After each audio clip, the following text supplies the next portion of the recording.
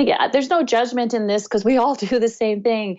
We put our heads down at work and we're very focused on doing the work that needs to be done and meeting the various deadlines.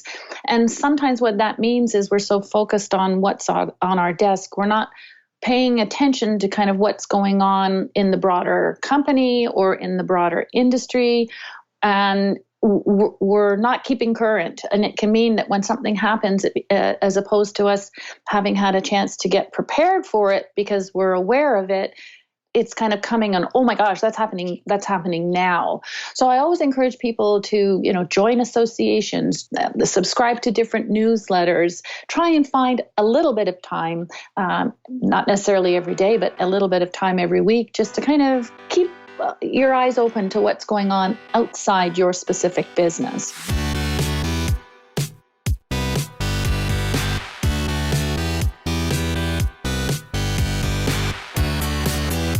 You're listening to The Successful Bookkeeper with your host, Michael Palmer. Listen each week as inspiring guests share their secrets of success to help you increase your confidence, work smarter, and build a business you love. This episode of The Successful Bookkeeper is brought to you by PureBookkeeping.com, the proven system to grow your bookkeeping business.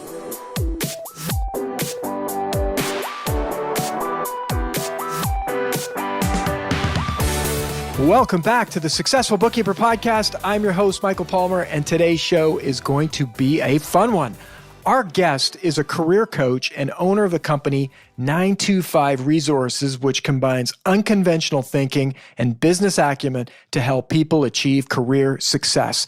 Helen Latimer, welcome back to the podcast.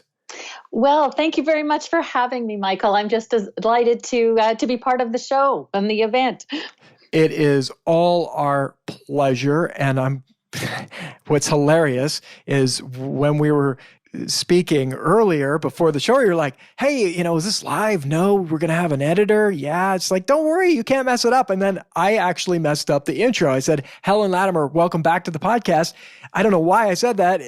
You've never been on the podcast. It's your first time, but just funny how we put things into our brain, but fun to have you here. And the connection is so interesting. So Alberto Kubilis, and I hope I'm getting his name right, but Alberto is one of our members in Peer Bookkeeping, and he's an avid member of Business Networking International, and he had recommended that you, an extraordinary coach, come onto the podcast. So I just absolutely love it. We talk a lot about BNI on this podcast. We love BNI. We think it does such a fantastic job of helping business owners connect. And here we have guests that actually connected in a BNI. And so welcome on that end as well. Yeah, thank you. Yeah, I've been a member of BNI here in Toronto for about 18 months. And one of the reasons I joined is that I'm by nature a little bit reserved and introverted. And I also, like many members of your audience, I have my own business. And what that can do is can give me too much or give us too much alone time. So one of the reasons that I wanted to join BNI was just a chance to build some community and to make sure that I had a chance to meet people every week. But it's turned out to be so much more. And meeting somebody like Alberto to learn more about bookkeeping, it's always really interesting, and it helps me be very useful to my clients. The more people I know, the better I can serve the clients that I have. So I'm a big BNI fan. Yes, we are as well. And thank you for sharing that. I think it's, the more, so not everyone is aware of it. Not everyone feels comfortable with it. And it's always great to have other people share, especially from a perspective of you're not a bookkeeper, you are a career coach.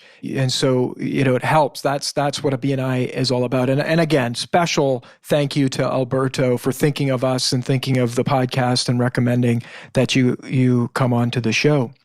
Now, before we get too much further down this conversation, let's have a conversation and hear about your business journey leading up to this point so our listener gets to know a little bit about you. Well, I'm going to try and keep that story short. But yeah, my background is in what I call corporate. I had about 20 years of business experience working in two big industries, retailing and telecommunications. And I've worked both in Canada, where I currently live, as well as the United States. So my background was not human resources. I was very much on the sales, marketing, business development side.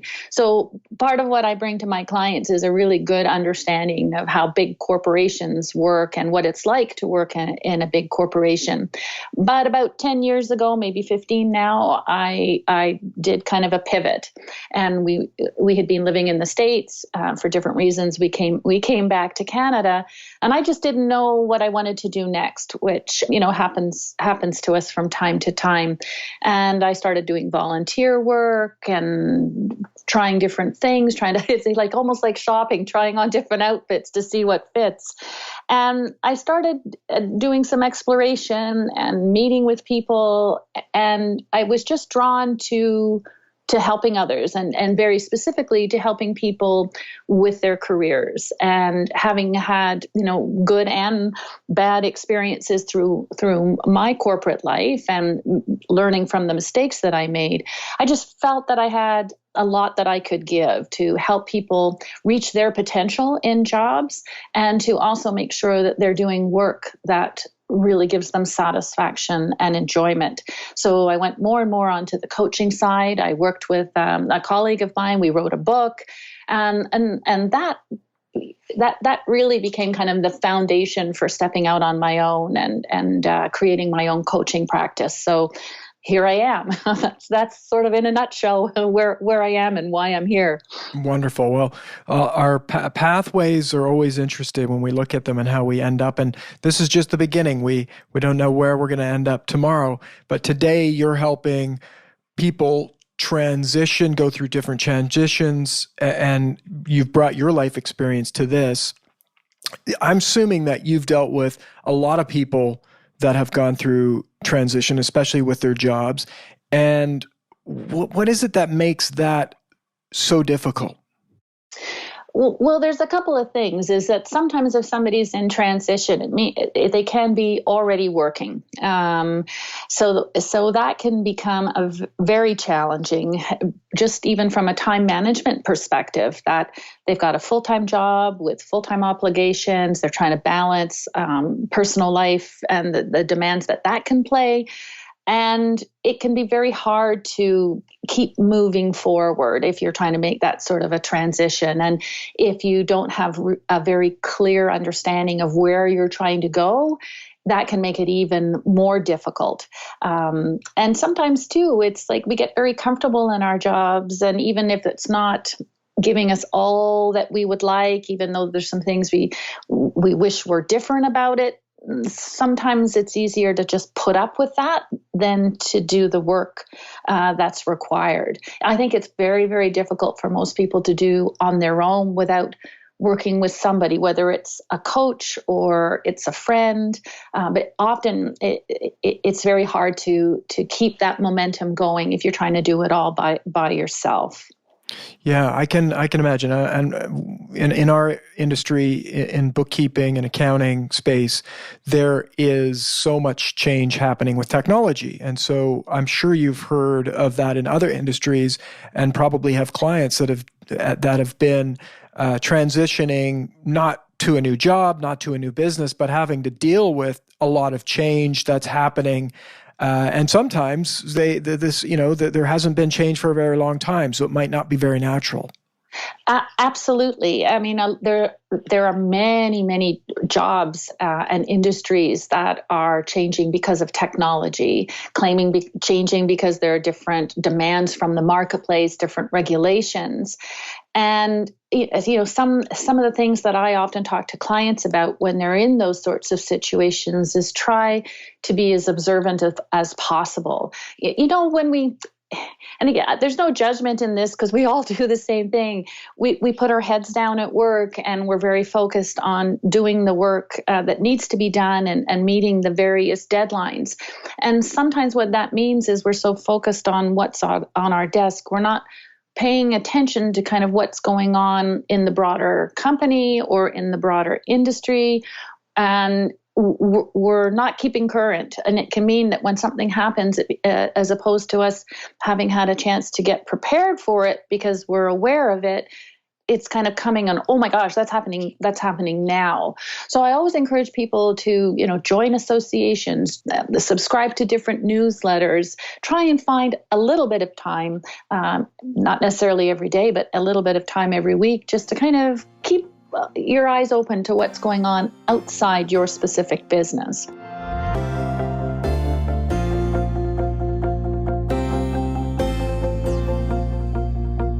Great advice. And you said a couple of things that I think I want to highlight, which is earlier on, doing it alone, right? You were in BNI. Part of the reason for being in BNI was to be around other people, but as well, coaches and mentors can be absolutely invaluable because they can provide a lens that we don't have because we're in it. And I remember myself, I worked in a role for a large corporation for 6.5 years. And I found myself at 6.5 years thinking this was it. There's what could I actually go and do? That was I look back now and I think, how could I have thought that? I mean, there's like a million different companies you could work for, literally a million different companies, so many different industries, so many different things. I was quite young at the time, but yet it was because I was stuck in it and I was so busy with other things and where do I turn? And it wasn't until I actually met a coach in another program that I was taking where they actually just asked me a few questions and I was like, I started to open up and said, oh, you know what? I'm actually not happy here. It's like, oh, well, what are you doing about that? It's like, I'm actually doing nothing about it. And it's like, oh, it was just, and that was my first introduction to a coach. And later I became, about 10 years later, I became a coach myself. But it just always, that story for me, whenever I hear someone talk about trying to do it on their own, it's like it happens to all of us. There's somebody listening right now, I'm sure, that's dealing with transition or change or something not right, not feeling it. That's where a mentor or coach can really help. Someone like yourself can really help. Yeah, absolutely. And it's also one of the things that when we get into those situations, sometimes the people that love us best, our close family members, a partner or a spouse, I'm not suggesting at all that we would never share our feelings and our kinds of struggles with them. But sometimes they're almost too close to us to be the people that we necessarily want to turn to for advice and guidance. So I often was it's somebody who doesn't know you as well, who can help you look at options, help you create options, do some brainstorming with you. And, mentors are terrific and coaching, those types of things. And because, sometimes in those situations, family members, they want us to be comfortable. They don't want us to be unhappy. So their motivations and advice comes from a really wonderful place with incredibly good intentions, but doesn't always help us take the steps forward that in fact we need to be taking.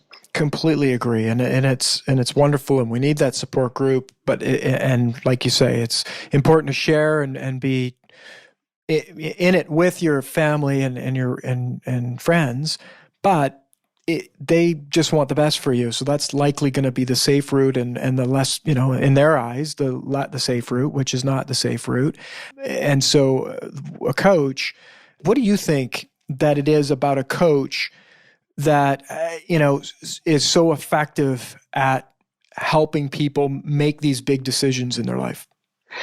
Well, I think in some cases it's helping them. It's helping people understand how they can break down these big goals into smaller pieces, because sometimes that's the struggle. I know the big thing that I want to do, and if it's too big, it can be overwhelming. We can feel a little bit of fear about how do I go from here to there?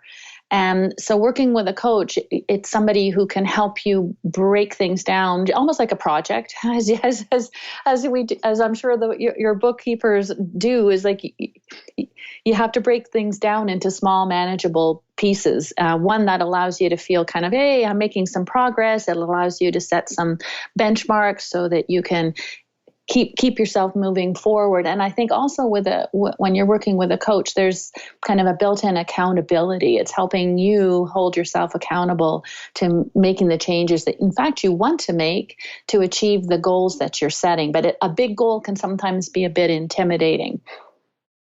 It can. And I think there's something to be said about working with a coach who is a right fit for yourself. And so for listener is to have, like, there's so many coaches that you can work with. Make sure you have a conversation. Like they often will have, I'm sure, Helen, you have, it's not like people just go, hey, well, I got to hire you, so I'm just going to hire you. They probably have a conversation with you first, which is, the first step to working with a coach is have a conversation and trust your intuition around, does that coach have the credentials? Does that coach have the feel? Does it feel right to having a conversation with them? Because I think many people misunderstand what a coach.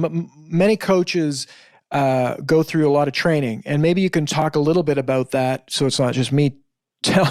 I've talked about it before, but a lot of training around being in a place that's unbiased, in service of clients, that sort of thing. Yes, and I think I'll just go back to sort of that initial decision about I want to talk to somebody, and I do very much echo what you're saying, Michael. You should, anybody who's listening who's interested should not hesitate to reach out to anybody in the coaching profession. Initial consultations generally don't cost anything, and in my opinion shouldn't cost you anything, just to have that initial consultation, because neither of us know actually if we can work together, and that initial understanding and conversation to see if there's rapport, to see if when I'm working with a potential client, I'm always very clear. I have to make sure that I feel I can help you, and part of that is just making sure that person feels like somebody I can work with. From a personality, there has to be that fit. But yeah, I think sometimes people have this misperception that if you work with a coach, the coach is going to sort of sort it all out for you. And I've had some laughs with clients who kind of go, so yeah, really what I want you to do is tell me what I should be doing. Tell me how I should make my living. I'm like, I just smile and go, I don't know. I don't know how you should make your living. I've only been speaking to you for 10 or 15 minutes. How can I tell you what your next step in your career should be? So it's sort of helping people also understand the role is really helping you understand how you can find the answers that you're looking for and provide that sounding board and ask the right questions that get you thinking and help you find your own answers. Absolutely. It probably brings up an interesting point around what a coach is and what a mentor is. And so the question of what should I do, tell me what to do, is not likely the role of a coach in the pure form of what a coach in our industry, in the coaching industry is more, we're the ones that ask that question, right? As a coach. As a mentor, it's a little bit, I think, down the track a little bit where you know what you want to do. Now, a mentor has been there, done it, and is going to tell you the way. Like a mentor, let's give an example of climbing a mountain. If the mentor knows and has helped people climb a mountain, you want to climb the mountain. The mentor is going to say, don't go that way, go this way, use these ropes, use these jackets, these kind of boots. They're going to give you a lot of answers. Whereas a coach is going to ask more questions. You're the one that's going to come up with the question. And I think that's important, because when you're working with a coach, going into it knowing already reduces the fear, perhaps, or the unknown of what's going to happen when you get on a call or you start looking for a coach.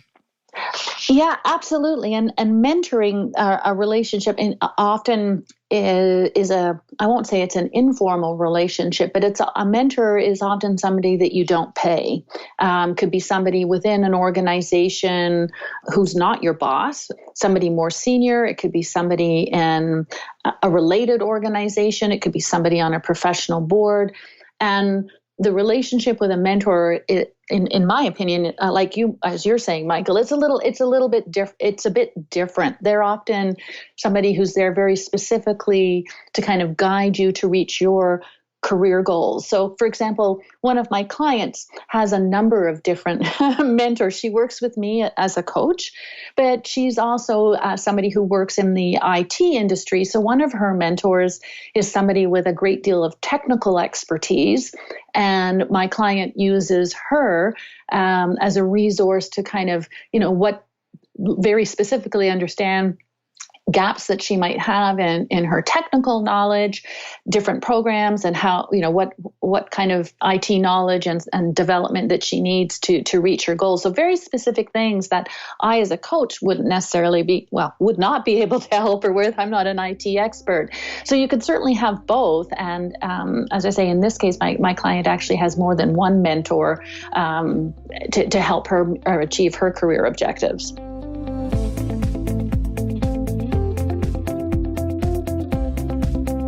Yes, that's and for both of you and I and many of the listeners, if we looked closely, our lives are filled with these types of people, and some of them are just people that we come across, that we start working with, and they become an informal relationship where we're getting information and ideas, sharing, that sort of thing, and then it can also translate into paid. Like there's things where we need to figure out, you need to specifically solve a problem in your life. There's people out there that can. I've done it many times, know how to do it, and charge to actually solve those problems.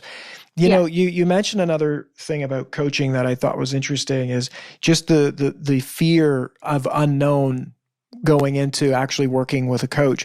There's many times I've had people come up to me in the work with bookkeepers and saying, I wanted to have a conversation with you, but I just didn't reach out. And I'm like, well, why didn't you reach out? I was like, well, I was afraid. I didn't know what was going to happen. I felt like I wasn't as far ahead as I should have been. All these different reasons that really were completely made up in their head, but yet it prevented them from taking action and actually doing something about it. So they knew there was a resource. They knew that there was some help, but it's coming back to this change and not knowing. And so why is it so hard to deal with these situations or make these positive changes or improvements in our lives? Well, that's a big question. So I'm going to break that down a bit. I mean, I think sometimes what we do is we're not always very gentle and loving with ourselves, and we have pressures internally, and sometimes those are the most challenging to deal with, are the internal expectations that we set for ourselves, the very high standards we have to, just be excelling at everything and, masters of everything. Then there's a lot of external pressures that we're bombarded with as well. And it can make us fear, oh my gosh, I'll never do this, or we're fearing judgment. We're fearing, gosh, I'm the only one who feels like this. Everybody else looks like they're coping with things just fine. And I think that can be an uncomfortable place to be. So there is a hesitancy about reaching out to somebody. And I think the coaches that I know and work with, one of the things we do is to try and create a safe space for our clients so that they can reveal without feeling that there's any kind of judgment, that everybody's struggling with different things and everybody needs help at some point in their life or in some point in their career, and that reaching out to get that help is actually an act of bravery.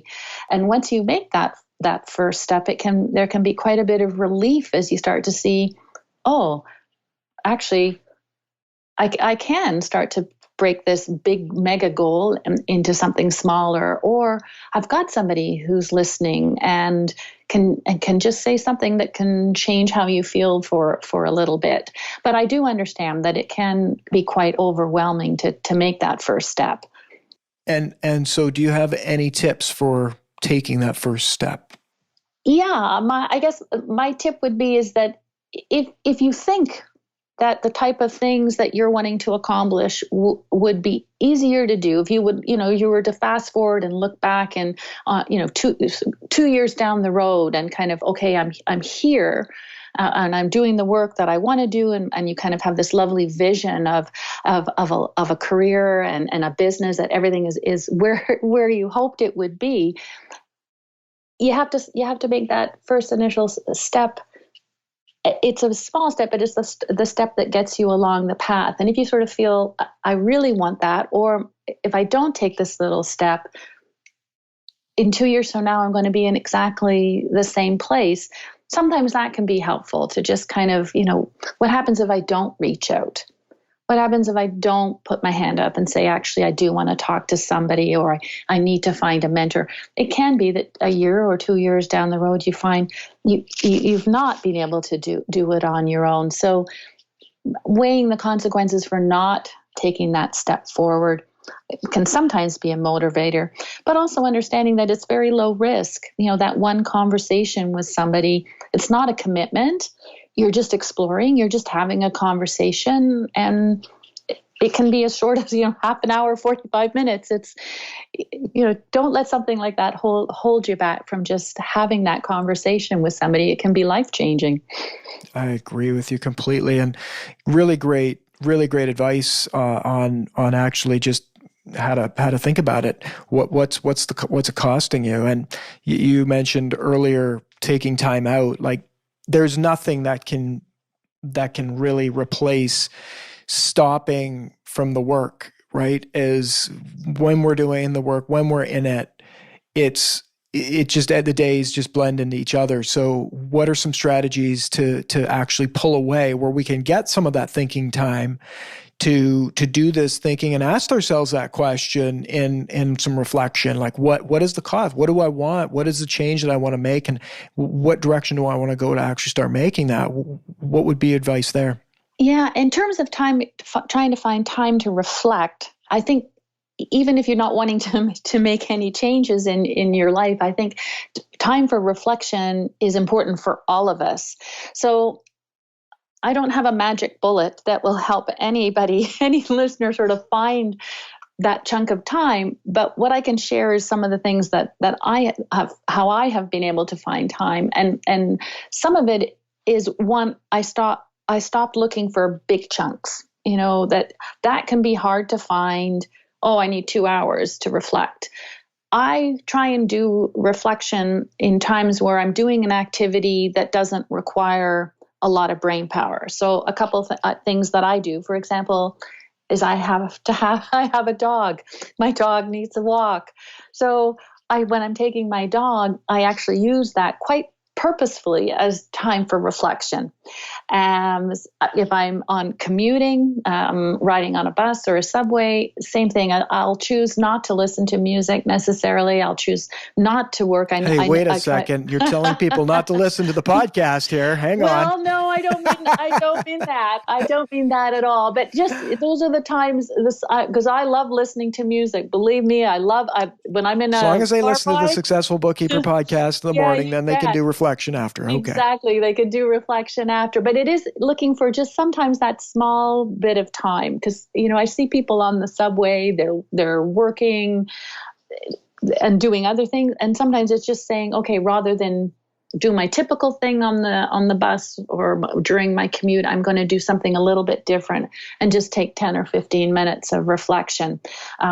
Keeping a little, a short time to try and do a little journal entry can be very helpful for just making notes when things, have a piece of paper and a pen, or use your tablet.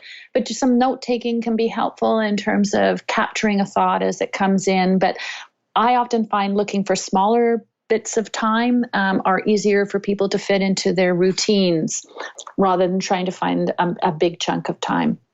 Yeah, it is. I mean, probably the very best thing we could do is take like 3 months off to really think things through. But if they can't make that happen, then just a few minutes during the day would be the next best. Because really, the problem is that we're so stuck. Many listeners are stuck in their life. It's that people say, "Oh, you need to go and make it too big." Then the reflection never happens. And here it is, the year away or 2 years down the track, you're looking back and you're like, I haven't had time to reflect. And I think many fall into that trap. So that's very gold advice, in my opinion, is to make sure that in your daily routine, find spots where you can stop and go and ask yourself some of these questions that you've posed. Do you have any other questions? You've had a few of them that have come up. If everyone shut off the podcast, for instance, after this, and they have a little bit of extra time to maybe in their commute, or, shut the radio off, or if they're going for a run, or they're walking the dog. And I was going to say that you didn't walk the dog was walking you. Yeah, probably. I got to take my owner out for a walk. Yeah. She needs to reflect. She needs to reflect, exactly. No, and one of the areas often that can be found is just, things like different social media feeds, television, Netflix, all of these things. I'm not saying don't do them, but sometimes it's saying, well, instead of doing something on social media for 45 minutes, maybe I'll just go on for 30 minutes and then I'll spend 15 minutes reflecting. So sometimes it's just choosing, to use our time a little bit differently, because I really don't think small bits of reflection can be helpful too. Yeah. Absolutely. And I think just something came up in my mind here is that there is a connection, I think, around you're getting exercise when you're walking the dog or the dog's walking you. People that are out walking or getting some form of exercise, I think is probably or even just taking yourself out of the environment that you're in. If you were sitting on the couch looking at, or at work and looking at, your Facebook, and you decide to take a break from that to reflect, get out of the house, get out of the office, wherever you're at, and put yourself into a space that's not going to be the same as that you're in. Would you agree? Oh, absolutely. One of the things that I'm trying to incorporate into the days when I have kind of a solid work day in my office is a break every hour. And at that point, to get up and walk around, to get up and get a glass of water, to get up and make a cup of tea, but to physically get up, move out of my office, move around. And I don't take a very long break, but I think absolutely building these types of things in with a bit of a change of scenery, really helpful. But it's also really good for our health to get up on a regular basis and walk around. And I think it helps actually replenish our energy so that we can maintain a higher level of productivity. So I absolutely agree with the getting up, and if it can be outside, that's even better. I mean, just a little walk on a fall day can be very helpful for your general well-being and how you feel.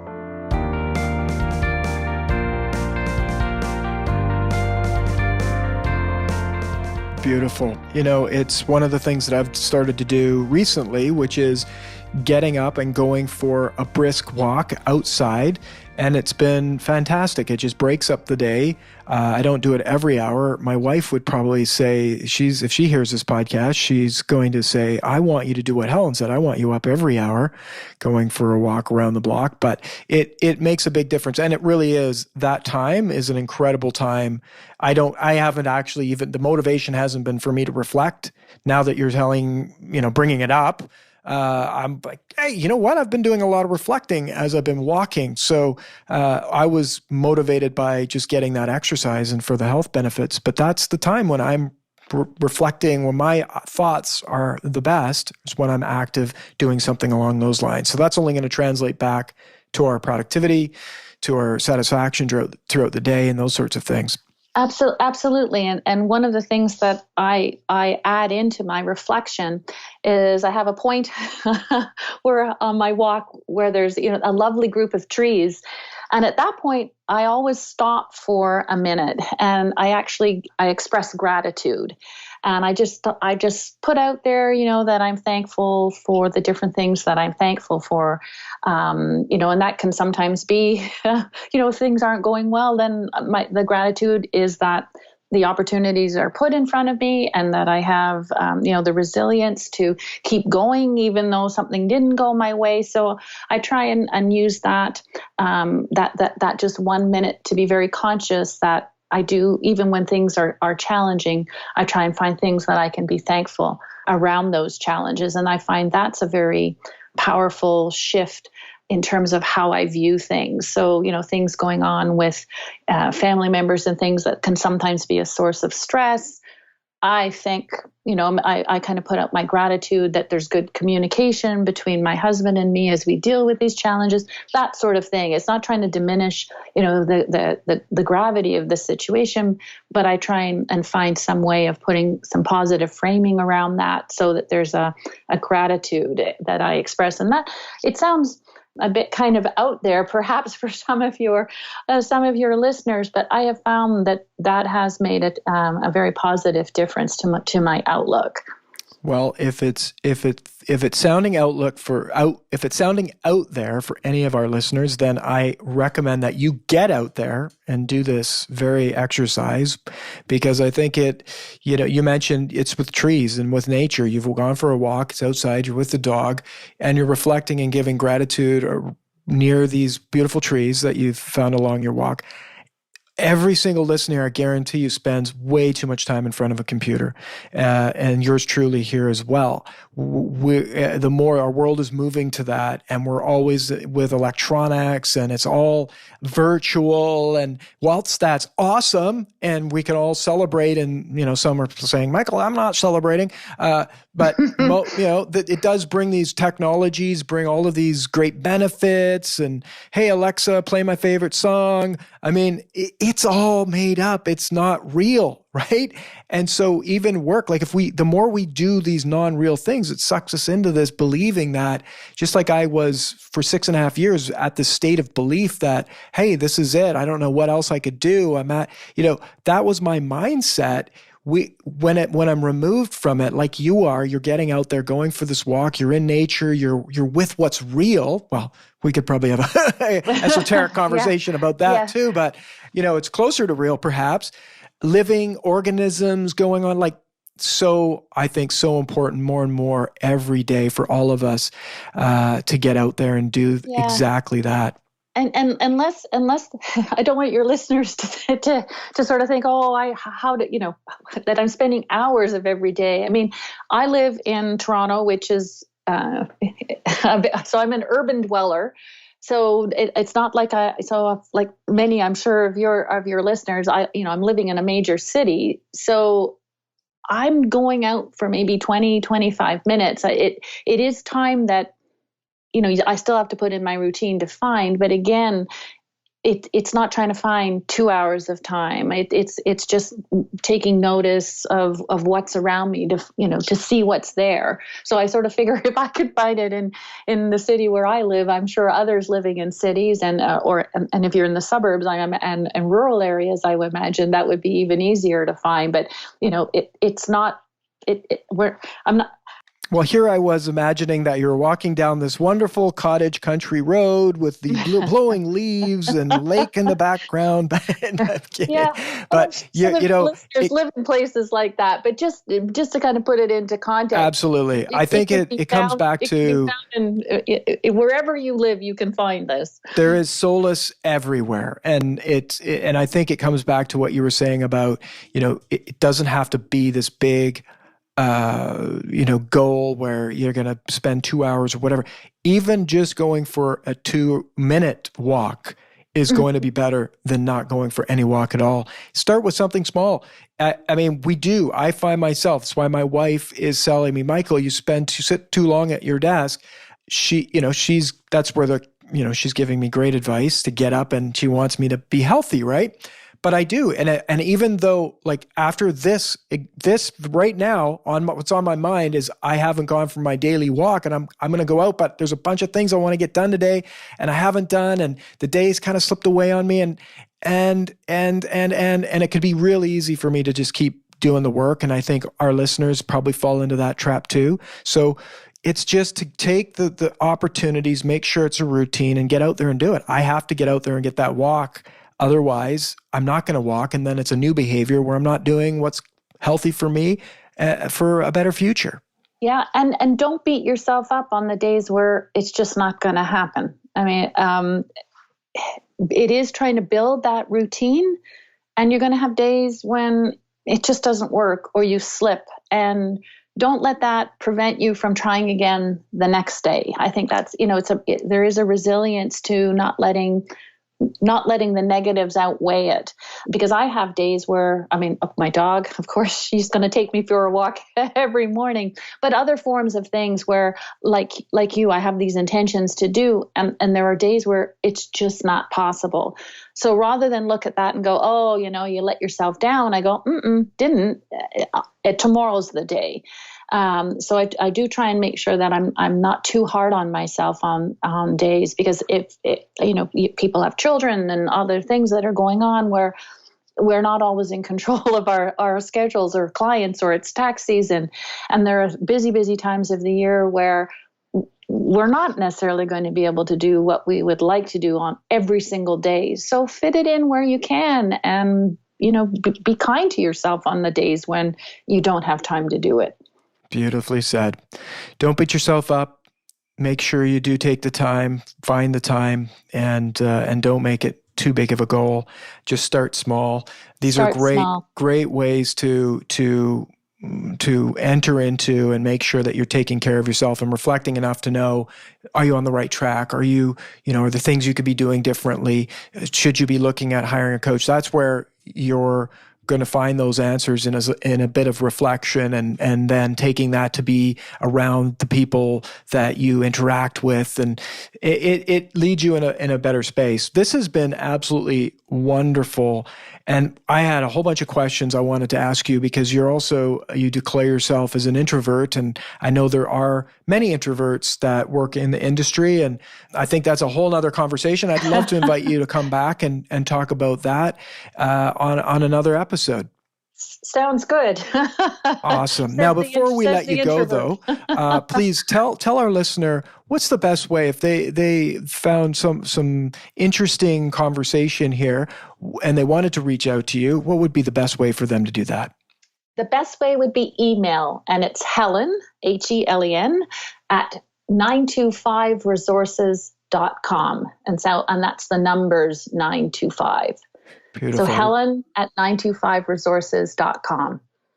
Excellent. Well, we will have that, of course, in the show notes for anyone that's interested to connect with Helen. And Helen, on behalf of all of our listeners, I want to thank you for being generous with your time to come on the show and share what you know about life and where life can take you. It's been my pleasure. A lot of fun. Thanks for having me. Great. Thank you. And that wraps another episode of the Successful Bookkeeper Podcast. To learn more about today's guest and to get access to all sorts of valuable free business building resources, you can go to thesuccessfulbookkeeper.com. Until next time, goodbye.